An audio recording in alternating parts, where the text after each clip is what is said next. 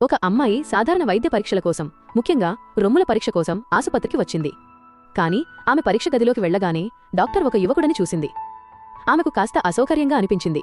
వెంటనే నర్సుని పిలిచి, మేం మహిళా డాక్టర్ ఎవరూ లేరా అని అడిగింది. నర్సు కాస్త చిరాకుగా సమాధానమిచ్చింది, ఈ రంగంలో మా ఆసుపత్రిలో ఈయనే ఉత్తమ నిపుణుడు. పైగా రోగులు డాక్టర్లను ఎంపిక చేసుకోరు. దయచేసి త్వరగా సిద్ధమవ్వండి, ఇంకా ఇతర రోగులు కూడా ఉన్నారు. ఆ అమ్మాయి కొంచెం భయపడింది. కాని మరో మార్గం లేక ఆమె ఇబ్బందిగా తన లోదుస్తులు తీయడం మొదలుపెట్టింది. తన భయం దాచుకోవడానికి ఆమె ఫోన్లో మాట్లాడుతున్నట్లు నటించింది. తద్వారా ఆమె దృష్టి మరొక చోట ఉంటుంది. అప్పుడు ఆమె అనాలోచితంగా తీసిన లోదుస్తులను నేరుగా డాక్టర్ వైపుకు అందించింది.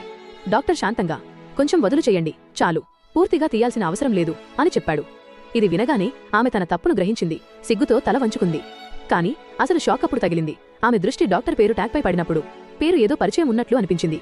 మరుక్షణం వారి కళ్ళు కలిసిన వెంటనే ఆ అమ్మాయికి షాక్ తగిలింది. ఇది అతనే అని ఆమె అనుకుంది.